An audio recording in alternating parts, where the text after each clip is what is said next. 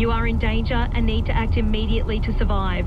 The safest option is to take shelter indoors immediately. It is too late to leave.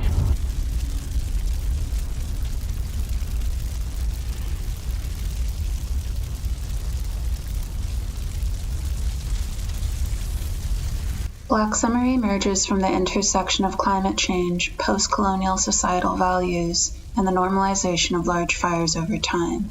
Normalization has grown and so has fire. The magnitude of a megafire's impact is difficult to imagine or comprehend. Despite increasingly available information, a murky disconnect grows between our lived experience and knowledge of our new reality. Our bushfire situation in Australia has changed forever. The modern fire record began in 1851, charting the destruction of the human environment in counts of total area burnt, lives lost, and property damaged.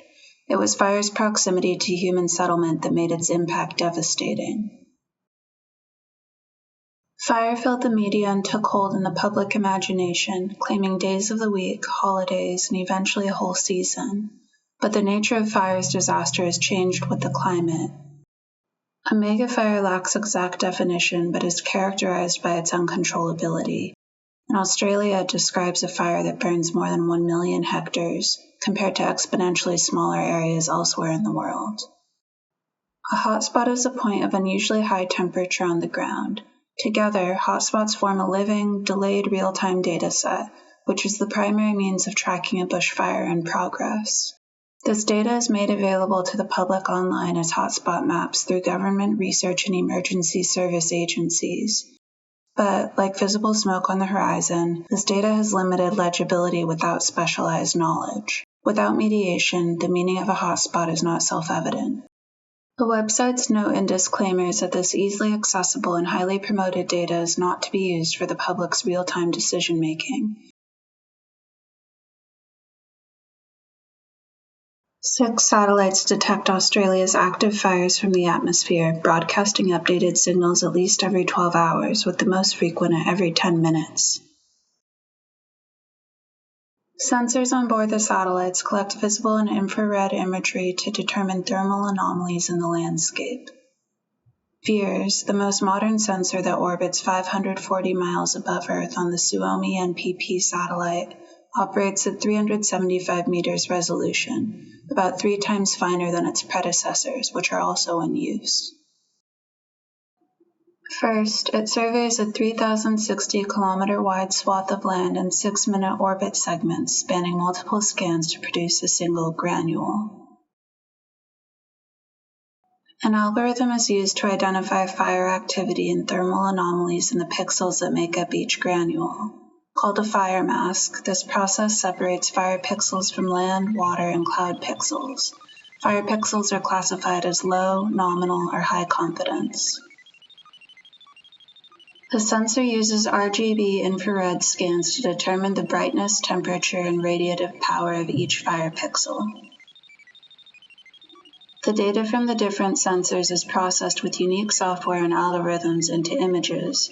From here, hotspot pixels are extracted into an ASCII file before being saved into Geoscience Australia's reference database.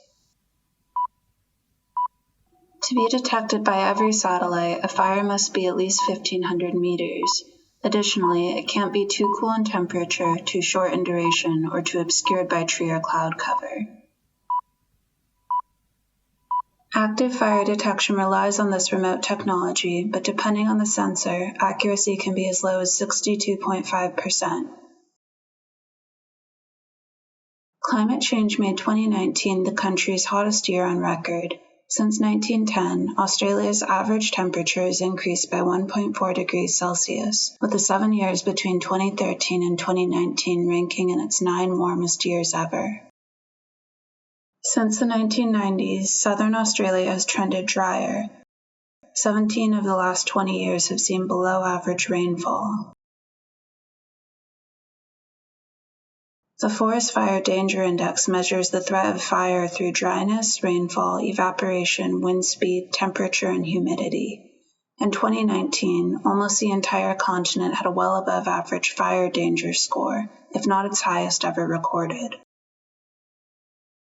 Time between fires is decreasing and fire season has grown longer, moving beyond spring and summer into autumn and winter. Between 1988 and 2018, annual average fire area has increased 350%.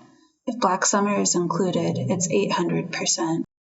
Fires are claiming increasingly larger areas of the temperate broadleaf forest, the biome in which the majority of Australia's population lives. Before Black Summer, bushfires burned no more than 2% of this biome. Black Summer burned 21%, a tenfold increase in one season. Black Summer hit New South Wales the hardest, burning 6.2% of the state, killing 26 people and taking with it an estimated third of the summer's total killed or displaced animals. We'll take a closer look at the state's two worst fires of the season.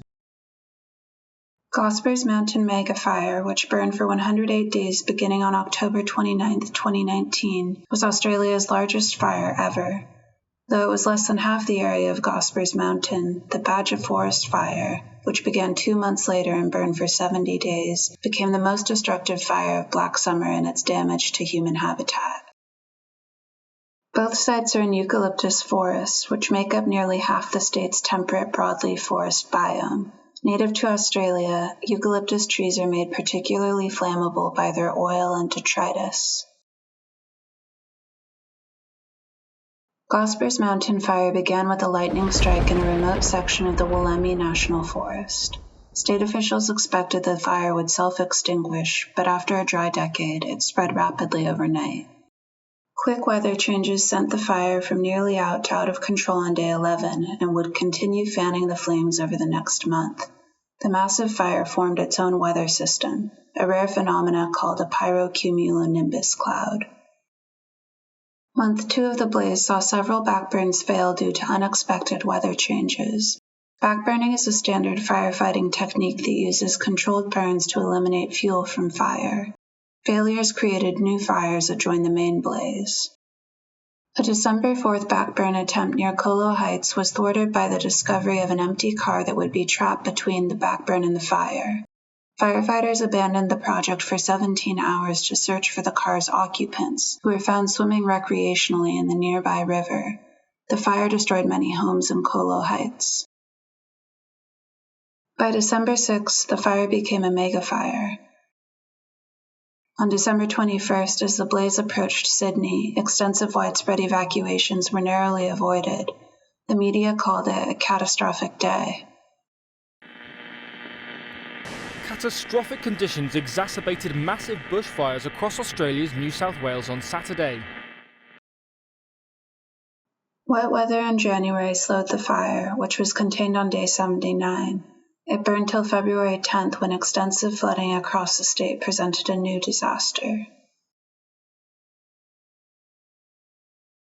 On December 27th, the Badger Forest Fire was ignited by a lightning strike at a logging operations byproduct debris dump inside Badger State Forest.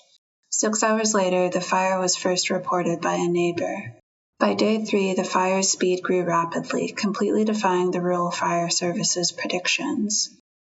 The next day, New Year's Eve, RFS conducted quick evacuations in Cobargo and Nkwocha. In Nkwocha, residents who weren't able to leave were gathered into a protective fire shed. Though hotspot data is the primary means of tracking an active fire, fire changes behavior quickly and unpredictably.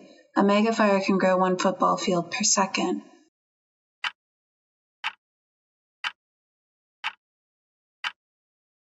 It takes 17 minutes minimum to process hotspot data between satellite and online database, meaning the most current available data is at least that old. The difference creates a lag, a temporal expansion where available knowledge of the burning doesn't match the reality of the burning. Anything could happen in 17 minutes of disaster. In Cobargo, residents had little time to decide whether to stay or go. 6 residents died defending their property, attempting to escape, or trying to assist others. Robert and Patrick Salway died near their home trying to protect their property when an unexpected thunderstorm spread the fire. Richard Steele died in his apartment after his friends unsuccessfully tried to help him evacuate with them. Based on the position of his car, it appears John Smith died while trying to evacuate but then turning the vehicle around when it proved impossible. Colin Burns, an RFS volunteer, died attempting to flee after initially opting to stay and defend his property. Ross Rickson died a week later in the hospital due to severe burns he received while helping neighbors evacuate. These 6 deaths, along with 19 others, would be examined by the state coroner as part of the state's bushfires coronial inquiry. As 2020 began, power and telecommunications went out. The Fireshed shelter ran out of both food and fuel. Residents were not able to be evacuated till January 2nd. Cobargo's apocalyptic story was taken up by the media as the community of 2,200 lost lives, homes, businesses, thousands of farm animals, and all critical infrastructure. By the following day, the media attention influenced Prime Minister Scott Morrison's early return from his widely criticized Hawaiian vacation. His PR nightmare compounded in Cobargo, where angry residents and firefighters refused to shake his hand, instead requesting more resources. How are you? I'm only shaking your hand if you give more funding to our RFS. So many people here have lost their homes. We need some beds. We need more help. You'd be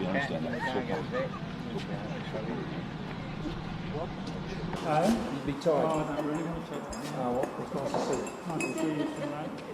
Okay, for a couple. The fire grew through the 3rd week of January, merging with nearby blazes. Wet weather at the end of the month slowed the fire, and several days of heavy rain and flooding officially contained it on February 17th, extinguishing it fully on March 5th, day 70.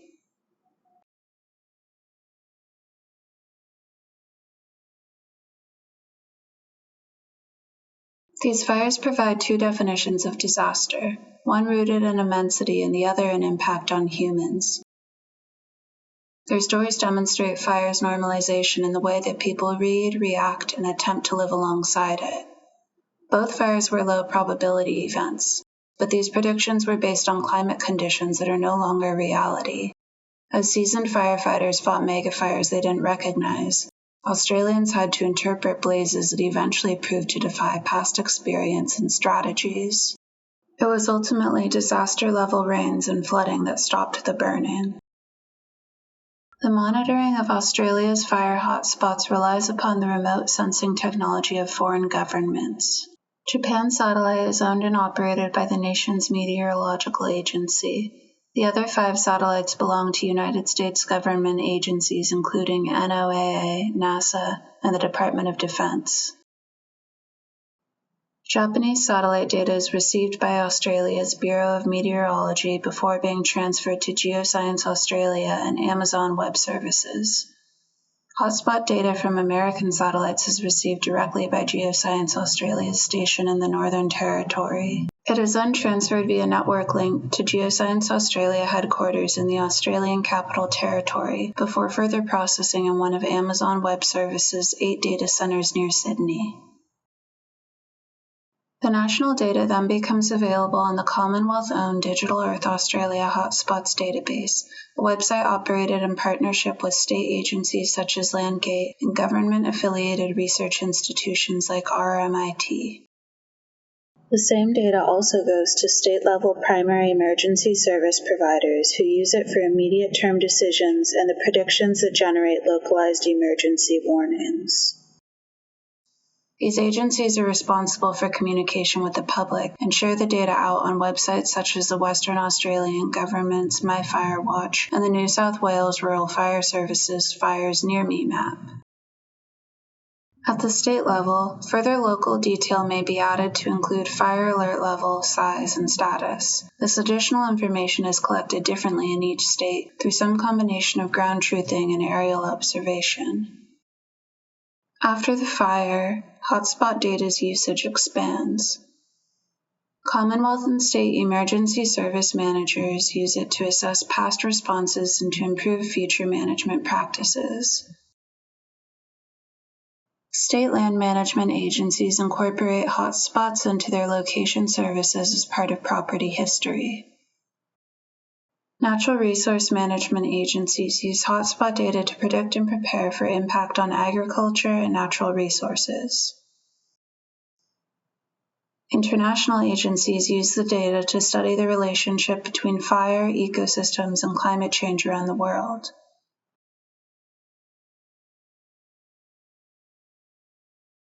Hotspot data is further processed into total burn extent data, which contributes to the post-Black Summer government goal of national natural hazard research coverage. Moving through a chain of local councils, state emergency service agencies, national research institutions and partners, predictive service organizations, disaster risk advising bodies, and finally, Commonwealth risk resilience agencies, this data is intended to provide decision makers with improved fire understanding and preparation that will enable better response and recovery arrangements. But will these improvements be enough for the reality of the future?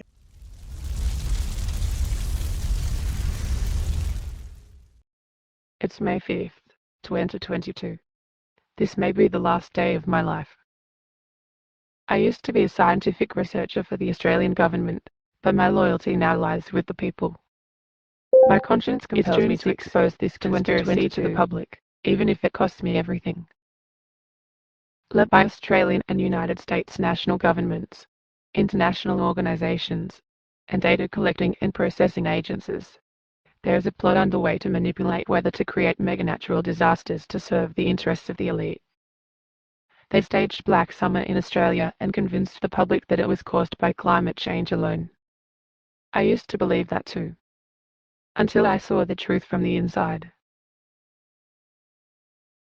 In the narrative of the Australian government, their funded researchers, and the media, Black Summer was an unprecedented natural disaster that has caused huge losses of life, property, and resources. They continue to portray Australia's extreme drought, lightning storms, high winds, and self-generated weather systems as unpredictable and unstoppable natural scenarios. They use various data as evidence to claim climate change as the root cause of the disaster. Yes, there is some real historical data. The average annual burned area in Australia from 2002 to 2019 was 800% of that from 1988 to 2001, and the area of temperate forest burned increased abnormally from 2003 to an unprecedented peak in 2019. But did all this incredible change really happen naturally? Despite what the state wants you to think, the answer is absolutely not. Climate change is just an excuse to hide the man-made facts. The truth is that the Commonwealth began a 40-year-long disaster creation experiment with the intentional setting of the 1983 Ash Wednesday fires. Round 2 came with the 2003 fires. By 2019, the state's technology and process had matured. Black Summer was a well-planned success, so much so that strategy expanded into bold public messaging. The state easily instilled notions like, the fire can't be extinguished, and that, we can avoid the loss of life by leaving. As planned, megafires and doubled surveillance are gradually becoming the norm in people's minds. The huge lie they created, mixing the truth and the fake seamlessly, enveloped us all, initially. The disaster is told and sold to the public through data. However, disaster data is manipulated from the start, beginning with hotspot data, the first available information on the fire. In the 17+ minute processing window between the data captured by satellite and publishing online, the gap between aerial view and on-the-ground reality grows. The data is manipulated in processing, first by foreign satellite agencies, particularly those of the United States, and then by Amazon Web Services and the Commonwealth's Geoscience Australia. The manipulation continues in publishing. The information must travel through and be translated by state and national emergency service providers before it is made visible to the public. But it is not to be used for the public's own decision-making and disaster response. Instead, the agencies tell the public how to navigate the disaster. The public are told where to go, how fast, and when, leaving their property and control behind. Government power is disguised as being for the public good. The fires were set according to plan. Before fire season began, state fire agencies set backburns in the bush. Backburns are a common technique of alleged fire management in which fires are set intentionally to eliminate fuel. Despite long-time use of the technique, Australian backburns fail and escape control frequently. Photos clearly show firefighters and firefighting helicopters setting fires, like a Bradburian scene.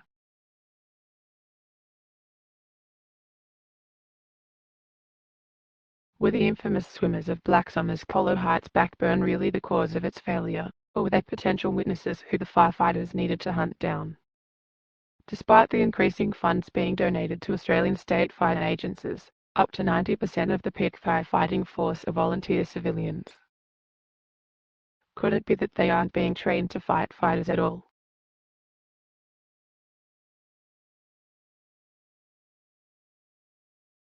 Why the intentional fires?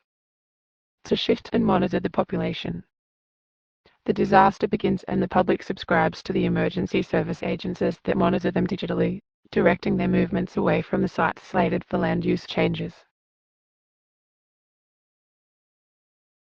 During Black Summer, the fires were moved further into the temperate broadleaf forest than ever before, the continent's most desirable biome and where the majority of the population lives. Bit by bit, the powerless will continue to be shifted out and into the country's less livable land. After initial relocation, the public's return is discouraged by the threat of their properties soon becoming uninsurable in the face of worsening disasters. In some parts of the country, insurance companies have raised their home rates by 122 to 178% since 2007. The newly occupied land is being cleared of its former uses for massive infrastructure projects that will serve the elite. In collaboration with the United Nations, the Australian Department of Home Affairs and US defence agencies are claiming land for a national high-speed train line that will travel between the 5G digital cities planned for 2050.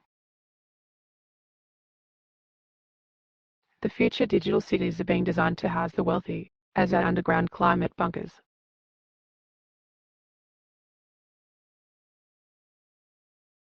Global billionaires, particularly Americans and Australians, have been investing in doomsday properties and construction in Oceania for years.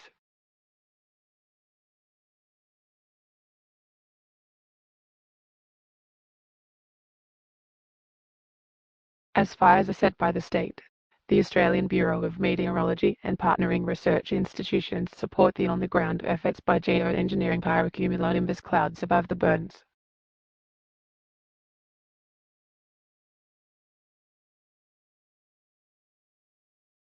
Their cloud seeding technology is deployed by the Australian National Aerial Firefighting Centre's helicopter fleet. Hundreds of the NAFC helicopters were donated by the US Air Force. The pyrocumulonimbus cloud has dual functions. Its explosive lightning storms aid the growth of the fires it sits above. At the same time, its clouds and smoke cool the atmosphere, sometimes to the point of extinguishing fires. Fire agencies use pyrocumulonimbus clouds to control blazes and manage the pace of climate change. Conveniently, climate and meteorological researchers explain the phenomenon as naturally occurring. But interestingly enough, the first occurrence of the cloud didn't appear until 1991 after the Cold War, several decades of geoengineering experiments. Starting in the 1940s, the Soviet Union and the United States governments carried out hidden cloud seeding experiments with the goal of controlling weather events. Their successes were limited, but eventually, weather control was seen as a potential threat on par with nuclear warfare.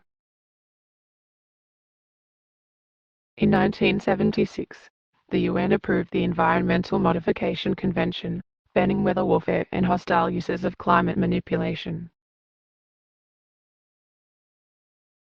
As the Cold War ended, societal fears of nuclear winter were replaced with climate change anxieties. These two concepts overlapped in the late 80s, early 90s realization that any notion of their impacts being geographically contained and isolated were fantasy. Like nuclear winter, climate change will be felt everywhere eventually. There's no hiding. But geoengineering showed potential to modulate disaster, which is why the United Nations took the earliest opportunity to control it. Now, disasters are becoming mega-disasters. New words are being used to describe ever-worsening natural events at scales that have never been seen before. Could it be that the climate change is designed and deployed through intentional engineering? As disasters unfold, the media keeps climate change discourse front and center in the mainstream. The fake climate change debate between deniers and believers is loud and distracting by design. By manipulating the public into simultaneously questioning and believing in climate change is made more real, threatening, and inevitable in the public imagination. It is normalized as an ongoing series of disasters that require ever-increasing funding and political power. When was the last time you questioned whether stronger climate policy and budget provisions were indeed necessary? The normalization is so far underway that just months after Black Summer's end, the Commonwealth Government called extreme natural hazards a normal part of the Australian experience. The real climate change debate is quietly taking place behind the scenes among those in power. Here, climate change isn't disputed, just the levels of controllability and risk it entails are. The elites knew early on that climate change was happening and that it couldn't be stopped, so they decided that its management should be as financially beneficial to them as possible. So how long will the fake debate continue to be fed to the public for? It will end when climate change inevitability is certain, power and funds have changed hands according to plan, and nothing more can be done. It is clear that the era of the fake debate is ending. In late 2021, Rupert Murdoch, conservative media tycoon and longtime climate denier, changed his tune, rebranding News Corp with a carbon emissions cutting campaign called Mission Zero 2050. Do you think Murdoch's sudden investment in your belief in climate change is coming from anywhere other than a place of financial gain? What we're seeing in Australia is just a single thread in a global web of conspiracy to manufacture natural disasters. Australia, as an island, one of the world's most biodiverse countries, and an identified potential climate haven, provides a test case for population shifting. Because of the expectedness of natural disasters, these nefarious projects have largely gone unnoticed down under. With the support and masterminding of the United Nations and the World Bank, countries across the world will follow in deploying disaster and weather control systems. Data collection and processing agencies, beginning with those in charge of satellites, offer support to national governments that is then amplified through state-affiliated research agencies and institutions. After narratives are fine-tuned, media organizations will aid the public-facing and directing work of state emergency service agencies. On the ground, land and natural resource management agencies will facilitate the transition between short-term and post-disaster land use changes. In all of these realms, corporate partners and private investors aligned with the state's interests will profit. Through the entire process, first immediate-term survival fears and then long-term climate change fears will be used to justify and obscure these actions as the future world is carefully constructed for the survival and benefit of the elite. By 2050, when climate change will be accepted as inevitable and indisputable, energy policy will enforce a full shift away from fossil fuels to electric. The new electric monogrid will be stronger than ever in terms of monitoring and controlling its users. Those users, the 5G smart city residents, will not be the average Australian. Did you think equity was part of the plan for the future? Today's storm kings are engineering an expansive technical cloud. Empowered by the electric grid, the cloud's digital and physical footprints are growing quickly. The cloud is anything but invisible. Its physical facilities are massive, and by 2050, cloud makers will be vying for ownership of post-disaster land. More cloud will enable the conspirators' ultimate goal of global standardization of climate and disaster data.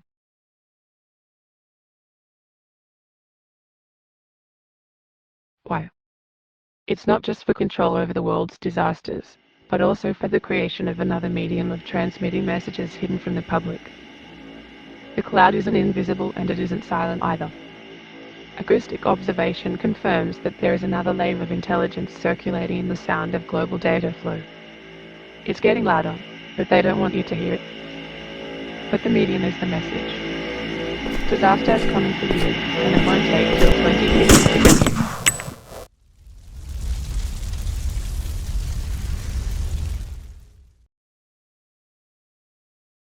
For decades in the 21st century, the climatic point of no return was always on the horizon. But even as last chances jumped from 2020 to 2030 to 2050, most every nation failed to meet its climate goals. By the end of the century, there was no one left on Earth who had experienced a pre-Anthropocene world. Now, life everywhere was meted by mega disasters. As life on our planet became increasingly unrecognizable, the scarcity of descriptive or applicable environmental data grew. Landscape management was a global crisis. The last world-scale disaster occurred in the 2050s. The seasons that once neatly divided our time on the planet had gradually distorted into something far less linear and cyclical, rendering the Gregorian calendar meaningless for reading the climate. This unpredictability compounded the landscape management crisis. In response, in the 2060s, meteorological agencies led by NOAA developed a global reclassification scheme for all mega disasters. Based on quantifications of change, social resilience and impact, as well as projections of both intuitive and measured generational ecological loss, the reclassification recorded and interpreted every megafire, megaflood, megadrought, and megastorm. With these parameters for a more apt reading of the reality of mega disasters, meteorological and data agencies strove to increase human odds of surviving climate change. For the first time in the history of colonial property ownership, property around the world became uninsurable against the threat of mega disasters. Wherever they could, populations migrated from uninsurable land to places with risk that was still theoretically manageable. Research and academic institutions conducted extensive economic risk analyses, seeking alternatives to traditional insurance models. Backed by findings from these studies, in 2100 the World Bank initiated a new project to promote shared prosperity and began to purchase the uninsurable land, forming a global land bank authority to act as its steward. As their territories grew, so did the need for effective management of post-disaster land.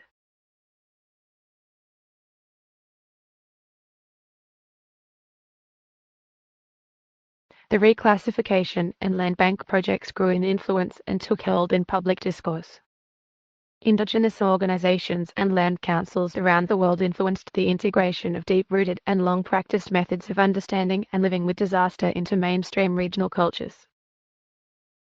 By 2120, data agencies saw an opportunity to bring these different sets of landscape knowledge into organized global dialogue. Data and research agencies made folk knowledge into data, standardizing and harmonizing it for effectiveness at both global and local scales. Together, the Megadisaster Reclassification Scheme and Folk Knowledge Library formed a series of global disaster datasets. Cloud service providers partnered with the data agencies to design and seed a new cloud to house the living global disaster database. In the time of unpredictable megadisasters, the cloud would be an anchor, a repository, a chance at survival.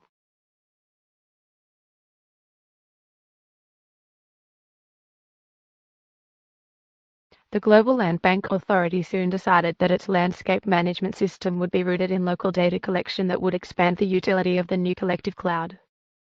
Data production would be coextensive with the landscape's management units. GLBA land would become a living grid, rasterizing the landscape and connecting the cloud to the ground everywhere. A partnership between the United Nations and the various land management agencies of the national governments that stewarded GLBA land, organized a custodian workforce for the grid to mitigate and prevent local megadisasters. From this central collaboration between international organizations, national governments, data agencies, and cloud service providers, the institution was born.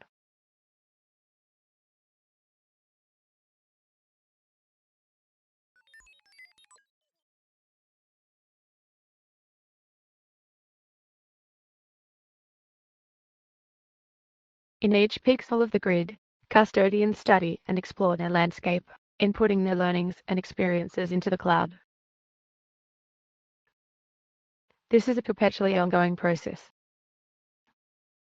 There are infinite ways of knowing the land. The custodian combines the universal metrics of the global disaster dataset with the cultivation of their own locally specific lived experience and knowledge of place. Together, these ways of knowing constitute local landscape expertise. The custodian is the authority on what is most important to protecting, understanding, and measuring the landscape of their pixel. The custodians choose what to dispatch through the grid and into the cloud. An aerial network senses and learns from the custodian's work, transmitting data across pixels. Today's satellites have reincorporated Landsat's original methodology of gathering information from various ground stations.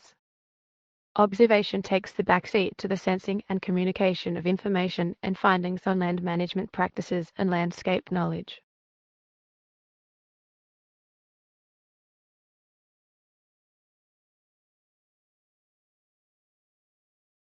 In Australia, leading up to and during the ever-lengthening bushfire season, the public supports custodians in megafire prevention practices and knowledge production. In New South Wales, all jobs are now related to survival. Outside of the custodian workforce, citizens work in agriculture or industries adjacent to disaster prevention. This is today's version of what the continent's Indigenous traditional owners have called caring for country for millennia. Lightning is responsible for over 90% of all megafires, compared to 50% a century ago. The grid's towers catch, measure, and communicate most lightning strikes.